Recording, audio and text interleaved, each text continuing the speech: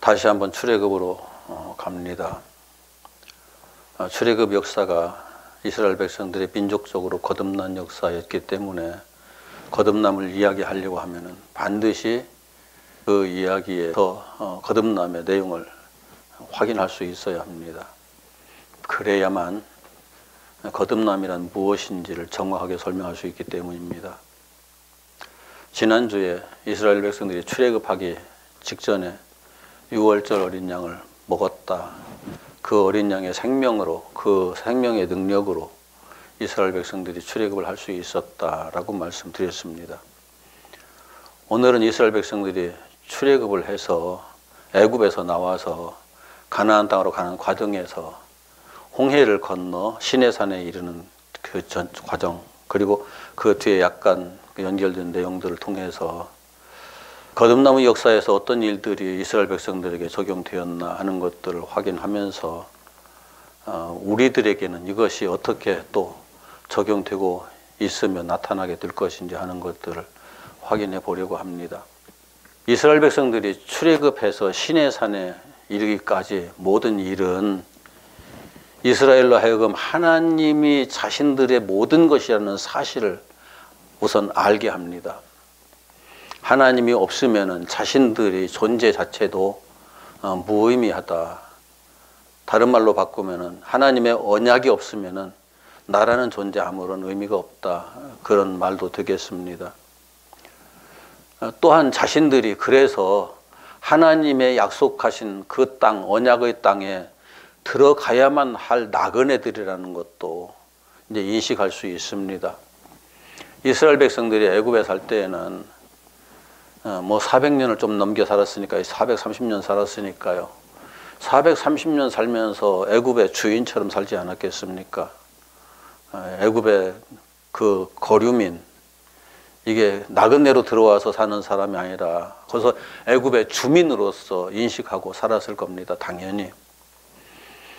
그런데 애굽에서 그 마지막 100여 년 동안에 엄청난 고통을 겪으면서 우리는 이 땅의 주인이 아니다라는 사실을 깨닫게 되고 그 고통 속에서 결국은 하나님께서 약속하신 그 세계를 기억하고 바라볼 수 있는 사람들이 되었던 거죠. 우리가 이 땅에 사는 것이 삶의 전부라고 하면은 저는 여러 죽음들을 대면했습니다만은 죽기 직전에 다들 하는 얘기가 그래요. 내게 아무리 재산이 많아도 우리 집 앞에 저 산이 통째로 자기네 산이거든요. 자기네 산이 통째로 다 황금이라고 해도 나에게 무슨 의미가 있습니까? 아무런 의미가 없습니다. 전도사님, 내 손을 꼭 붙잡고 눈물을 흘리던 그것도 기억을 합니다. 죽음 앞에서는 아무런 것도 다 의미가 없더라고요.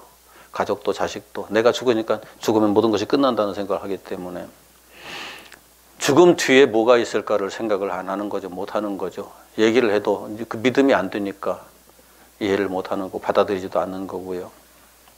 그런데 그 이상의 세계를 아는 사람들이 있어요.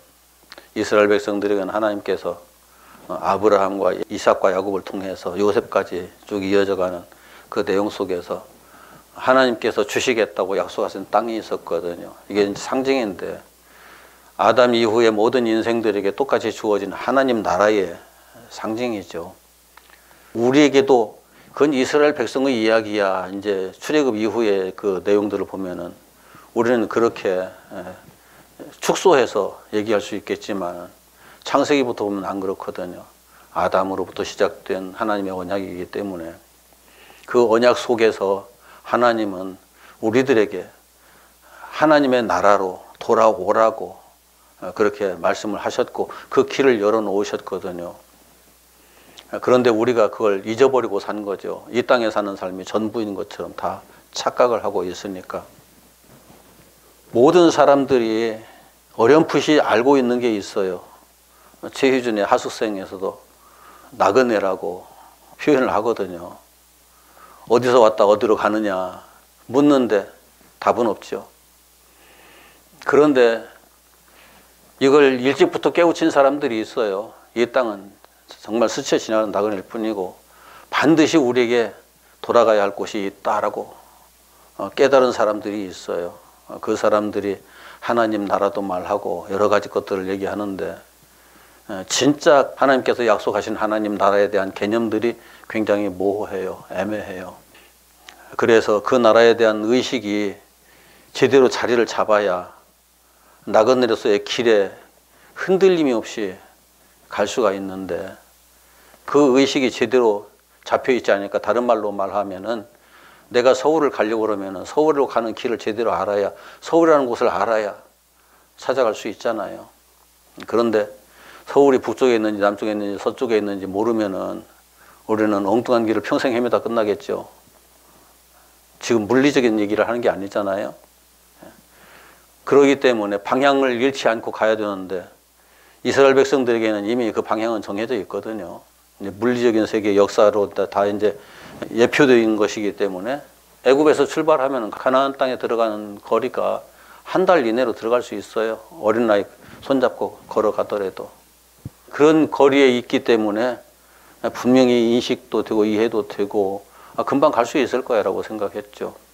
그런데 하나님께서는 이스라엘 백성들을 애굽에서 끄집어내서 40년 동안 광야를 걷게 하셨다고요. 그 목적이 뭐라고 말씀드렸나요?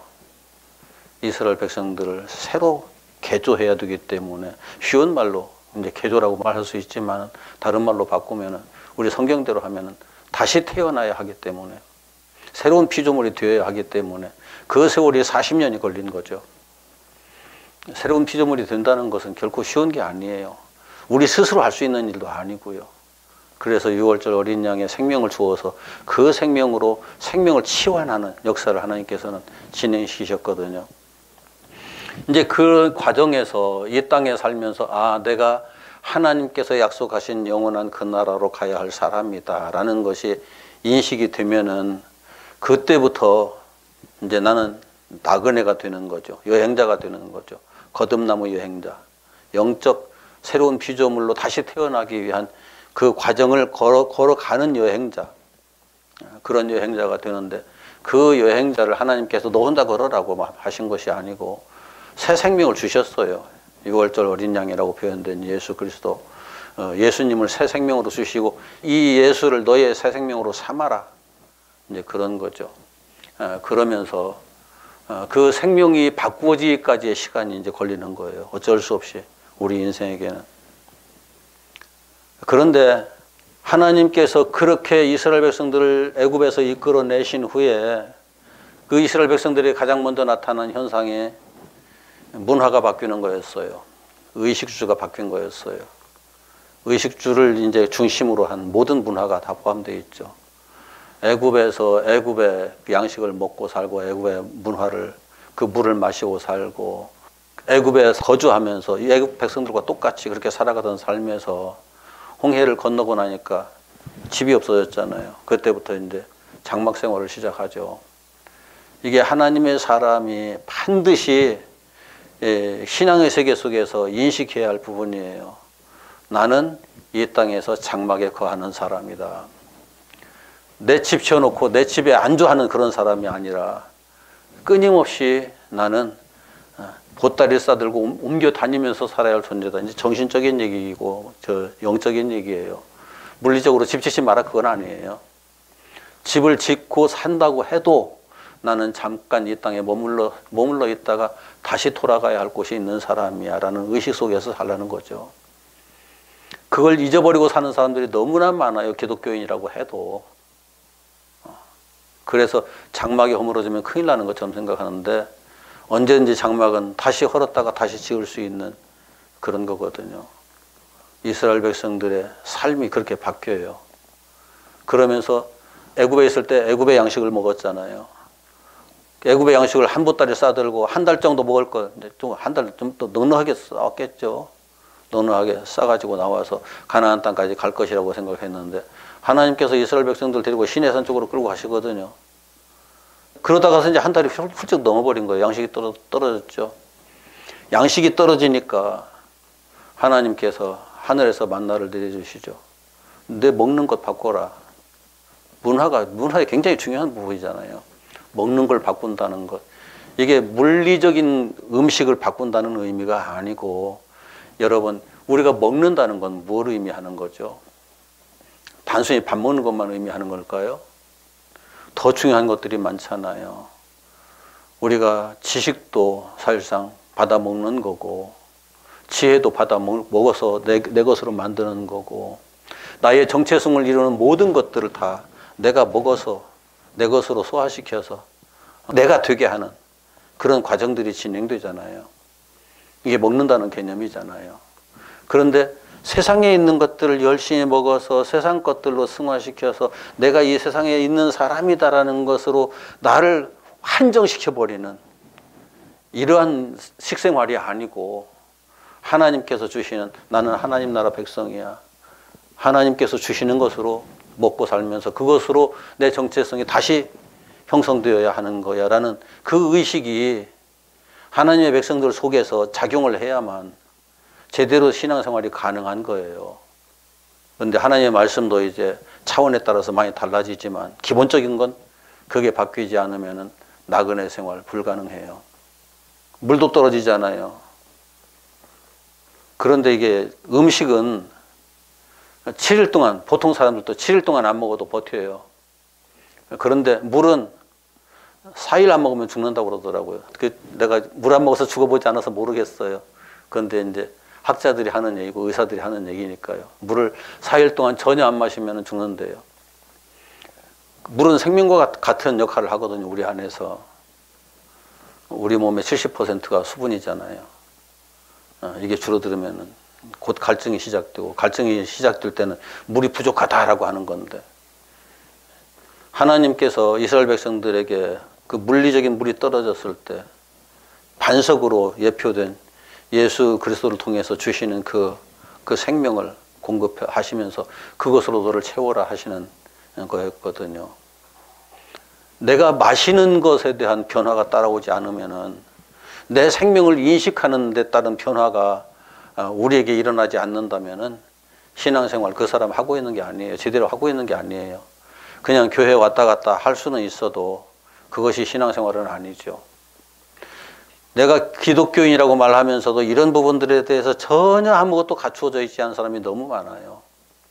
정말 안타까운 일이죠. 그리고 나서 하나님께서 이스라엘 백성들에게 그 안식일을 제정해 주시죠. 안식일. 제가 이제 순서를 이제 꼭 맞춰서 말씀드리는 건 아닌데, 애굽에서는 노예 생활했잖아요. 우리가 이 땅에서 사는 삶이 노예라는 사실을 인식조차 못하고 살았어요. 어제 그 TV 어느 프로그램에서 보니까 히말라야던가요. 거기서 짐꾼 노릇하는 아줌마 한 사람이 살아가는 모습 보니까 참 저게 노예 생활이지 사람의 삶인가 하는 생각이 들더라고요. 그 짐을 사흘을 옮겨서 사흘 동안이나 걸려서 목적지에 갖다 줬는데, 아들하고 둘이서 짐을 지고서 갖다 줬는데, 사흘이 지나고 난 후에 받는 돈이 우리나라 돈으로 3만 원이더라고요. 3만 원인데 2만 원은 이미 오는 과정에서 숙소에서 잠도 자야 되고 먹을 것도 먹어야 되고 하는 과정에서 다 써버렸어요. 내려가는데 이제 1만 원 남았잖아요. 어떻게 내려가? 그걸 보면서 먹고 사는 것에 대한 그 문제 때문에 육신의 노예가 되어서 살아갈 수밖에 없는 그 한계성. 우리도 그 문화 속에서 태어났으면 똑같이 그렇게 살 거예요. 그러면서 자신의 그 신세 때문에, 그 안타까움 때문에 앉아서 펑펑 우는 그 모습을 보면서 우리도 50년대, 60년대까지 그렇게 살지 않았나 하는 생각을 해요. 우리나라도 그게 남의 나라 얘기가 아니에요. 우리나라도 예전에 그랬어요. 그런데 내가 내 육신의 노예가 되어 있다는 것은 상상치도 못하죠. 좀 잘 먹고 잘 살면 더더욱 더 그렇죠. 그런데 자기 삶이 고달퍼지면은 내가 왜 이렇게 살아야 되나? 나라는 존재는 이렇게밖에 살 수 없나? 내 육신의 노예가 되어서 살 수밖에 없나? 탄식이 나오겠죠. 그런데 알고 보면은 우리는 이 육체 하나를 호강시켜 주기 위해서 육체가 원하는 걸 다 해주면서 육체가 하고자 하는 것들 다 따라다니면서 그렇게 여지껏 살아왔잖아요. 이게 철저하게 육체의 노예예요. 이런 사실을 이해하지 못하고서는 우리가 세상에서 하나님 나라로 여행한다. 그 자체가 불가능해요. 그 자체가. 그래서 하나님 나라로 여행하는 신앙인이 되기 위해서는 내가 이 땅에 노예로서의 존재로 여지껏 살아왔구나 하는 것을 이해를 할 수 있어야 되는 거죠. 그런 과정들이 이스라엘 백성들에게 다 그렇게 그 출애굽의 역사를 통해서 확인이 되는 거예요. 그리고 나서 하나님께서 이제 이스라엘 백성들에게 생각지도 못했던 그 적을 끌어들여 가지고 싸우게 하시죠. 이게 그 아말렉이라는 족속인데, 아말렉은 혈통적으로 보면은 아브라함의 자손이에요. 같이 그 맥이 같이 연결되어 있어요. 그래서 이제까지는 나 이외에 다른 사람들하고 싸우고 살았는데, 영적인 세계에 딱 들어가서 모든 상황을 하나하나 점검해 가는 과정에서 이제부터의 싸움은 나와의 싸움이다 하는 것을 확인시켜 주시는 거거든요. 나와의 싸움, 자기 자신과의 싸움이다. 신앙생활을 해가면서 자기 자신이 아닌 다른 것들을 손가락질 해가면서 저거 어떻게 해야 돼, 저거 어떻게 해야 돼, 저거 어떻게 해야 돼, 하나님 전혀 모르는 사람이에요. 신앙이 뭔지 모르는 사람이에요. 만약 목사가 그렇게 가르치고 있다고 그러면은 그 목사 정말 신앙이 뭔지 모르는 사람이에요. 기독교 신앙에 대해서 전혀 이해를 못하고 있는 사람이에요. 자기 자신과의 싸움이에요. 여러분, 세상에서 성공하기 위해서도 자기와의 싸움이 더 치열할까요? 아니면은 다른 사람과의 경쟁이 더 치열할까요? 다른 사람과의 경쟁을 이기기 위해서 자기와의 싸움에 승리해야 그게 가능하잖아요. 내가 편하고 싶은 내 생각이 나를 지배하고 있으면은 나 성공 못해요. 절대 못해요. 내가 누구보다도 어떤 면에서 나는 행복해야 돼라고 생각하는 그 생각에서 처음부터 나는 행복해야 돼 하고 그 생각에 빠져 있으면은 그 사람은 절대 어떤 상황에서도 성공할 수 없는 사람이 되고 말아요. 물리적인 세계에서도 그래요.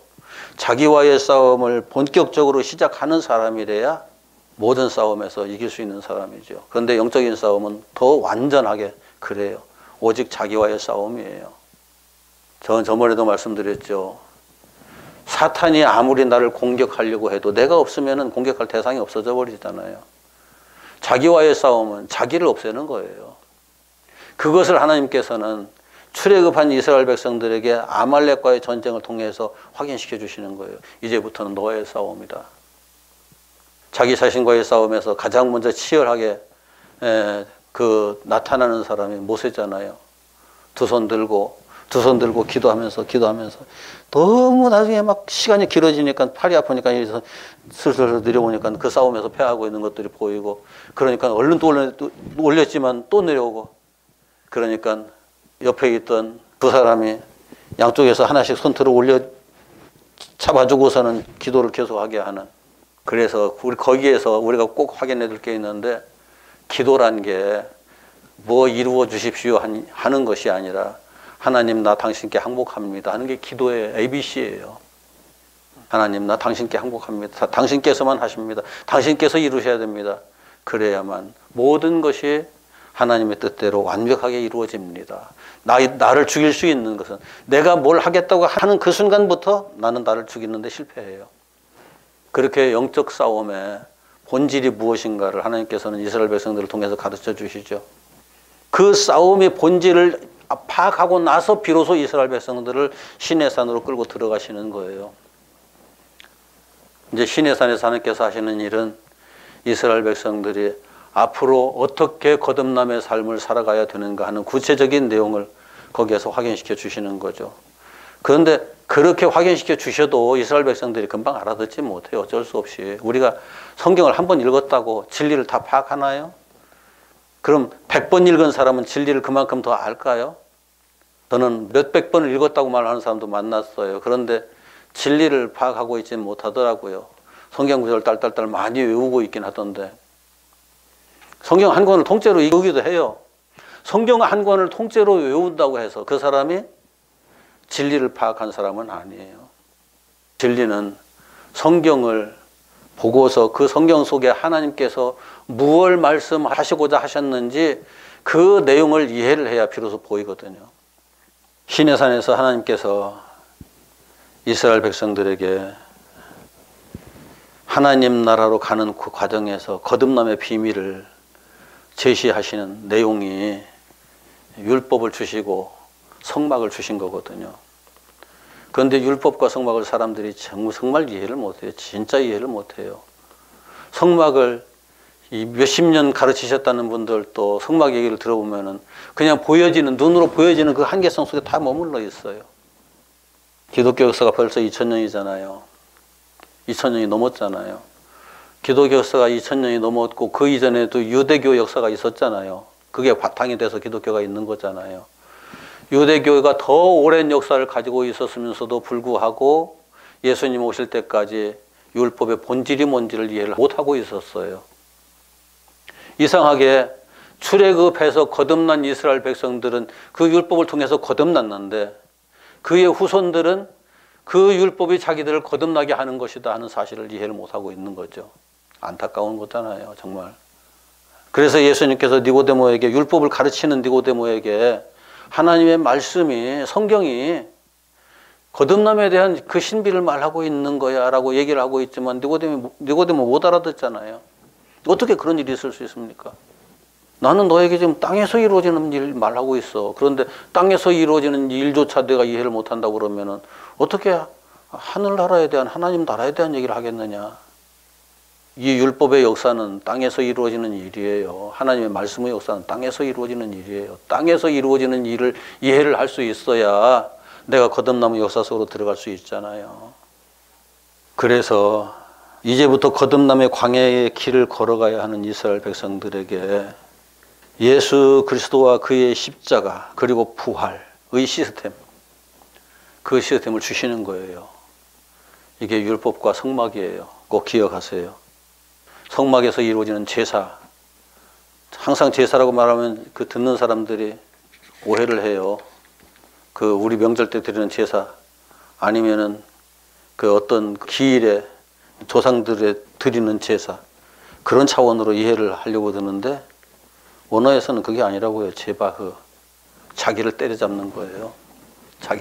자기를 제물 삼아서 때려잡는 거 제사예요.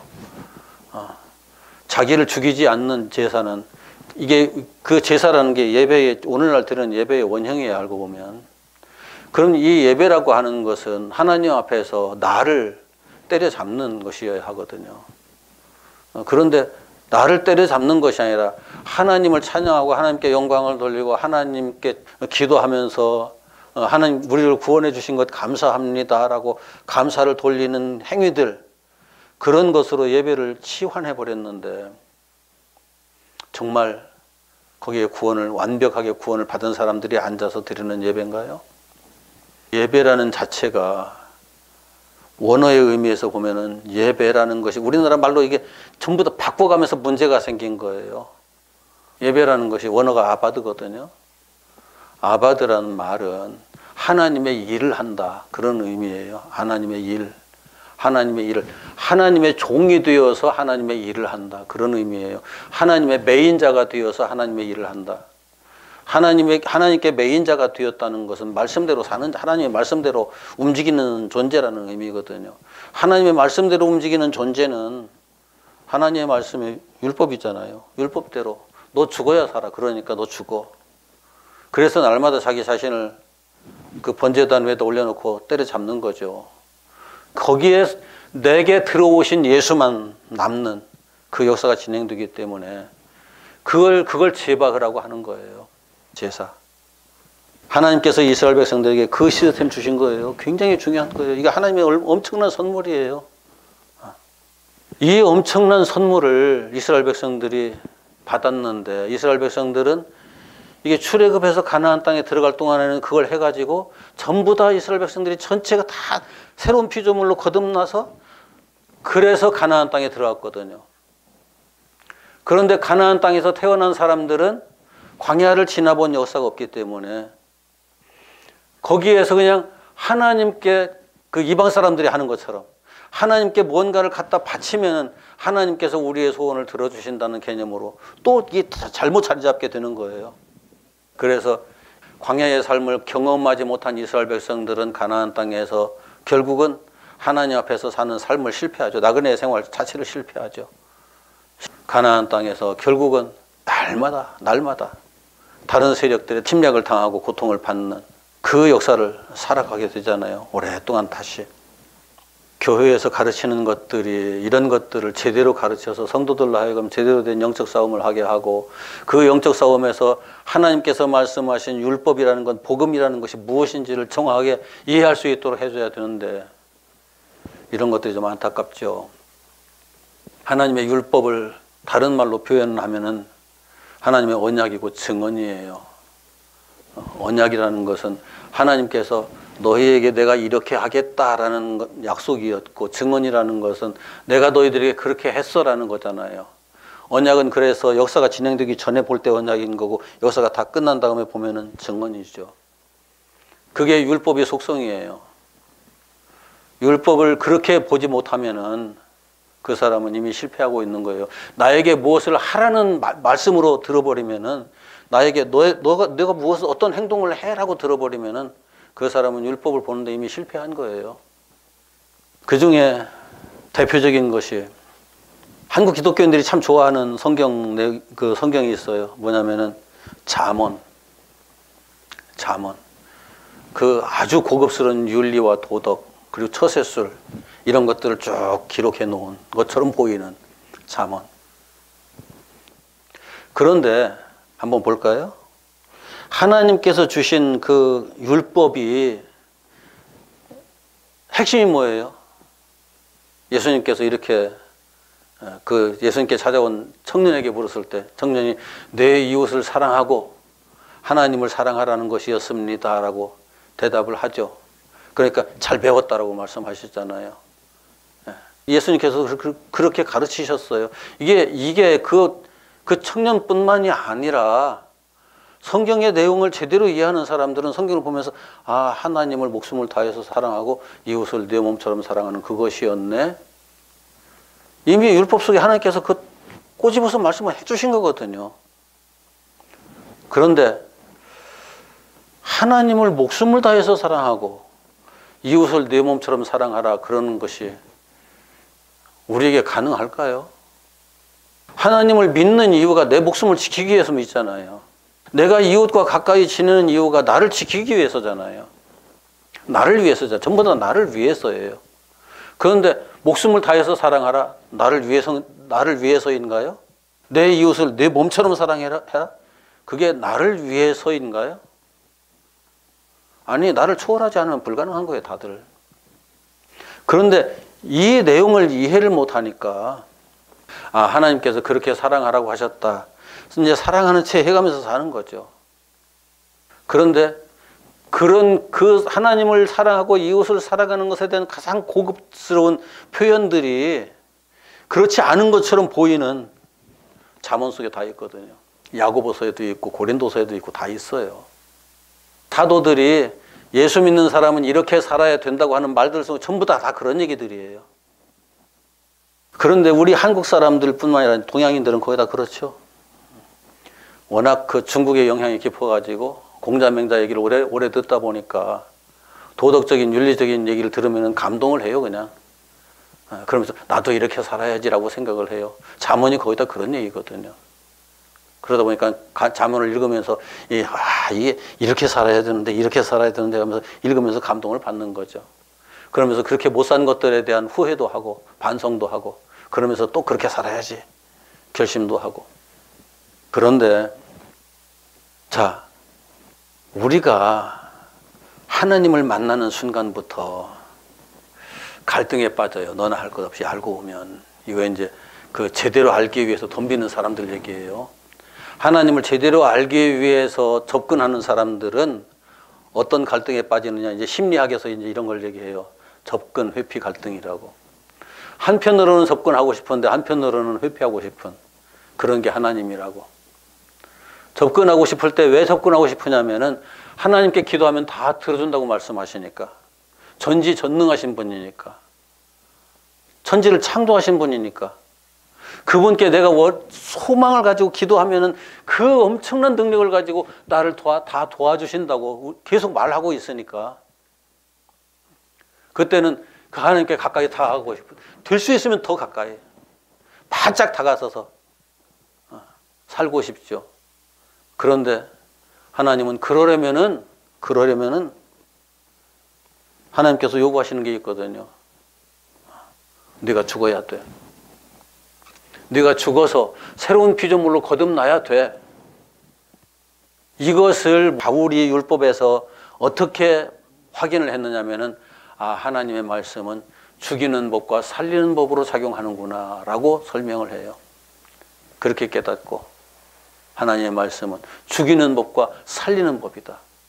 그런데 살리는 법이 먼저 작용하는 것이 아니라 하나님의 말씀은 죽이는 법으로 먼저 작용을 하거든요. 왜 그러냐면은 이 상태 이대로 가지고는 나는 내 욕심에 빠져가지고 내 욕심에서 벗어날 수 없는, 아니 육체의 한계성에 빠져가지고 육체의 한계성에서 벗어날 수 없는 존재로 있을 수밖에 없거든요. 모든 순간순간이 그래요. 그래서 하나님의 이름을 부르는 것도 자기 욕심 때문에 부르는 사람들은 이렇게 다가서기가 쉽지 않아요. 인간의 본질 문제를 깨닫고 그 본질 속에서 하나님과 만나기 위해서 다가서다 보면 그런 것들이 이제 보이기 시작하는 거죠. 하나님을 우리가 로고스라고 말하잖아요. 말씀, 우리말로 바꿔서 말씀인데 우리말로 바꿔놓으면 항상 이게 정확하지 않아가지고 로고스, 히브리어로는 토라. 그런데 로고스, 원리, 원칙, 기준, 법, 생명, 진리, 규범, 법칙, 빛이고 생명이고 이제 그런 걸 전부 다 아울러가지고 표현한 게 토라였고 로고스였거든요. 히브리어로 토라, 헬라어로 로고스. 그런데 그 원리와 원칙과 기준과 법칙과 빛과 그 생명에 부합하지 않으면은 하나님과 이렇게 교제가 안 되니까, 하나님의 빛이신데 어두움 속에서 하나님과 교제한다? 가능하지 않잖아요. 하나님이 생명이신데 생명을 잃어버린 존재가 하나님과 교제한다? 불가능하잖아요. 하나님이 원리와 규범인데, 기준인데 그 원리와 기준과 규범에서 벗어난 존재가 하나님과 교제할 수 있다? 불가능하잖아요. 그렇기 때문에 그 하나님께 다가가기 위해서 그런 존재가 먼저 되어야만 되기 때문에, 지금 너라고 하는 그 존재는 그게 아니기 때문에 그게 사라지고 그 존재로 바뀌어야만 나와의 대화가 되는 거고 교제가 되는 거고 하나가 될 수 있어.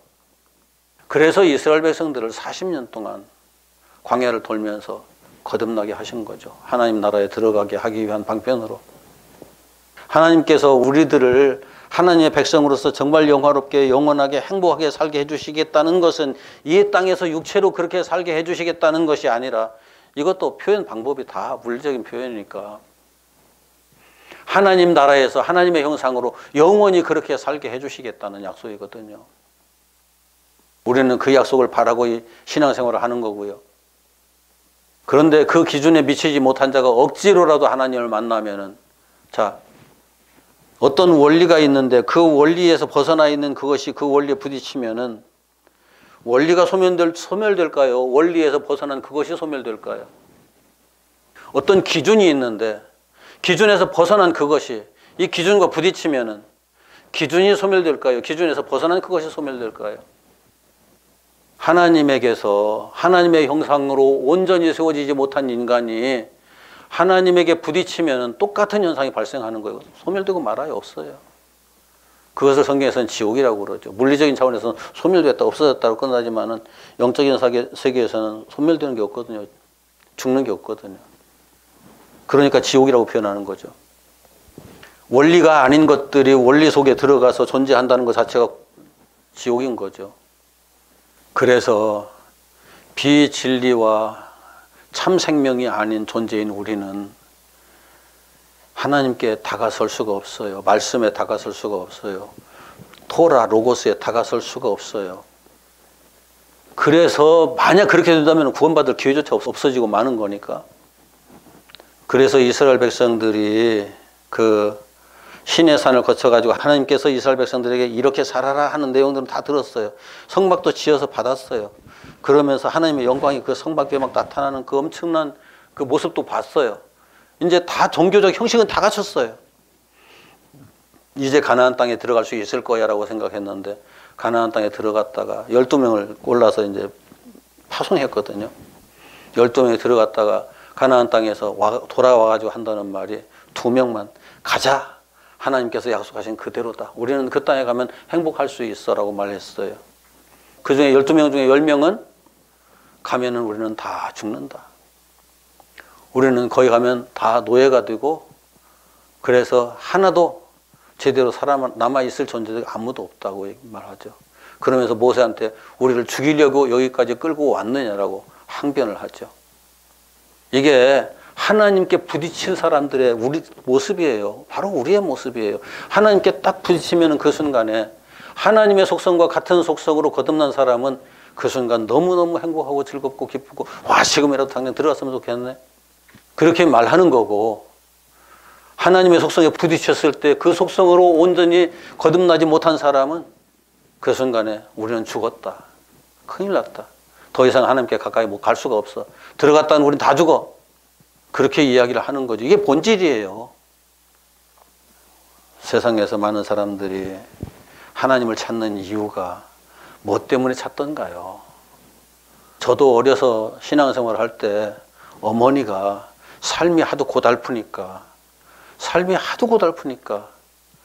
옆집에 사는 권사님 그 말씀에 이끌려가지고 교회 가면 괜찮아 해가지고 교회 갔거든요. 가장 기본적인 것들이 몇몇 가지가 해결이 되니까 그때부터 이제 신앙생활을 시작했는데 대개 다 그래요. 대개 그렇게 나의 무슨 문제를 해결하고 내 소원을 들어줄 어떤 대상을 찾다 가서 전도를 받으니까 하나님께서 그렇게 해주신데 그래가지고 예배당에 들어와서 평생 그 수준에서 신앙생활하는 사람들이 너무 많아요. 그 하나님 진짜 만나기 시작하면은 그때부터 이게 뭐야 이제 그래가지고 도망가는 사람들도 덜어 있죠. 자기를 죽이려고 하니까 하나님이 자기 부정이 시작돼야 되니까. 그런데 자기 부정이 쉽지 않거든요. 말처럼 자기 부정이 시작되면서 자기 부정을 내가 스스로 부정하도록 하나님께서 이끌어 가시는 것 그건 안 돼요. 그건 처음부터 되지를 않아요. 부족할 수밖에 없는 외부 조건들을 하나님께서 형성하시고 나로 하여금 그걸 부정할 수밖에 없도록 만드시는 거예요. 내 외부적 삶이. 그래서 나의 본질을 들여다보게 하시는 거죠. 부정할 수밖에 없도록.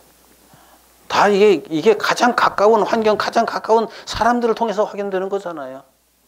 제가 이렇게 그 오랫동안 부부로 생활한 사람들과 대화를 하다 보면은 그 사람들이 결국은 처음에는 좋은 얘기들 해요. 자기네들이 이제 안 좋게 보이는 거 싫어가지고 좋은 얘기들 하는데 깊이 들어가서 나중에 얘기하다 보면은 서로가 서로의 원수가 되어 있는 경우들을 많이 보게 되거든요. 그러니까 이게 바로 옆 사람이 왼수인 거예요. 나를 가장 힘들게 하니까, 어렵게 하니까. 그런데 하나님은 그 사람을 통해서 그 사람을 보고 그 사람을 없애라는 것이 아니라 그 사람을 통해서 나 자신을 보고 나 자신을 십자가에다 못 박으라고 주시는 건데 그런 걸 이해를 못하죠, 사람들은. 나를 잘 아는 사람이 나를 십자가에다 못 박아요. 예수님의 제자가 예수님을 팔았잖아요.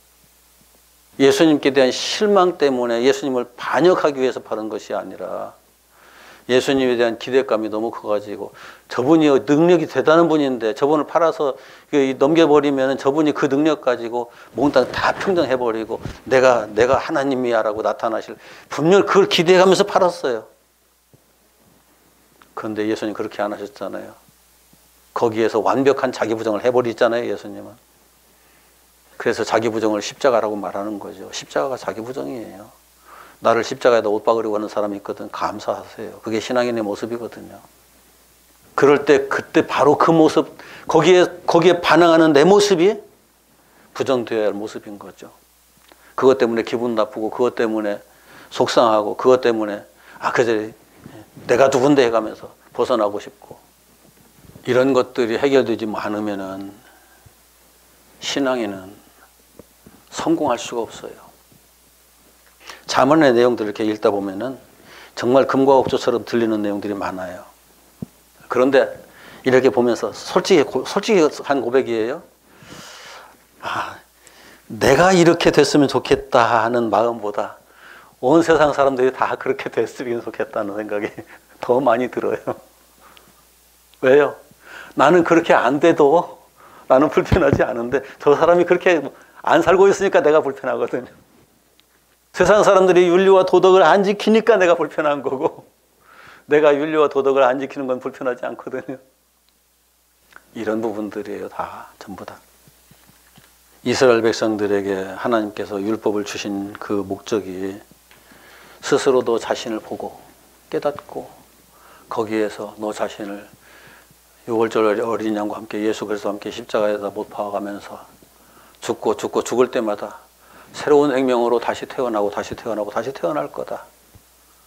그렇게 해서 그것이 완전해지면은 내가 약속한 내 나라에 들어올 수 있다고 하신 내용이 바로 시내산에서 주신 율법의 내용이고 성목과 그에 따른 제사의 내용들이었던 거예요.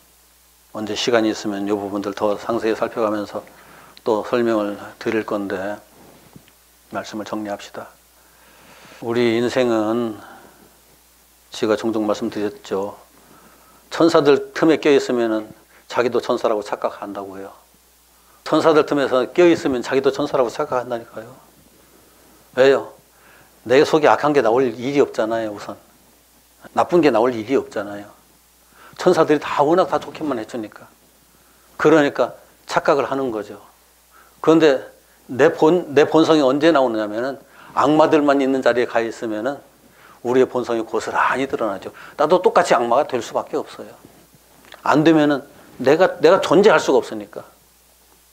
그런데 십자가는 천사들 틈에서 지게 될까요? 악마들 틈에서 지게 될까요? 십자가는 천사들 틈에서는 질 수가 없어요.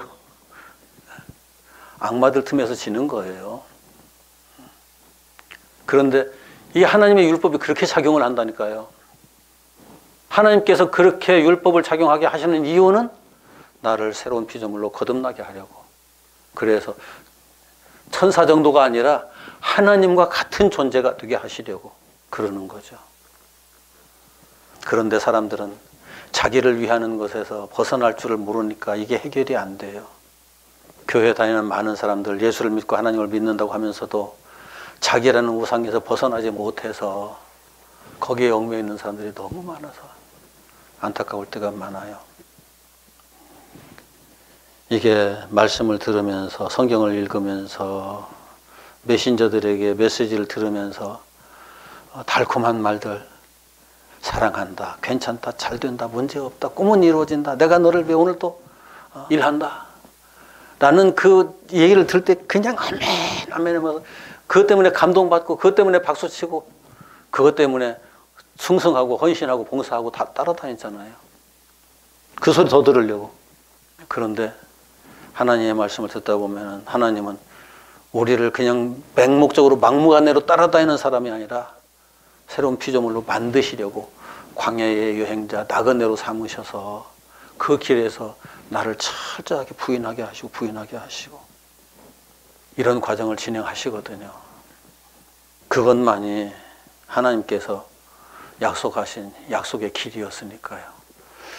제가 어렸을 때 친구 동생이 새벽기도 와가지고 기도 마치고 나서 성경 쫙 펴고 나서 눈에 얼른 띄는 것, 오늘의 말씀 해가면서 그걸 읽으면서 아멘 할렐루야 감사합니다. 그 모습을 보면서 저게 맞는 건가 하는 생각을 했었어요. 나름대로 새벽기도 와가지고 열심히 기도하고 그렇게 하는 모습은 그래도 착하다 하는 생각을 했었는데 지금에 와서는 그게 얼마나 잘못된 것이었나 하는 걸 이해를 하는 거죠. 자기를 그루밍하는 말씀 들으면 그게 좋아가지고 감사합니다 하고 어떤 때는 그게 아니면 이 말씀 이해가 안 되네요. 이거 무슨 말씀이지 그래가면서 물어보기도 하고 이제 그랬던 것이 기억이 납니다. 그 친구가 지금은 선교사가 돼가지고 외국에서 일하고 있다가 요즘은 이제 한국에 들어와서 코로나 때문에 한국에 밀려 들어왔어요. 밀려 들어왔다가 이제 나갈 기회를 찾고 있던데 어떻든지 하나님의 말씀에 대한 오해가 없었으면 좋겠어요. 그리고 말씀 따라서 말씀대로 되어져 가는 우리 모두가 됐으면 좋겠습니다. 기도합시다.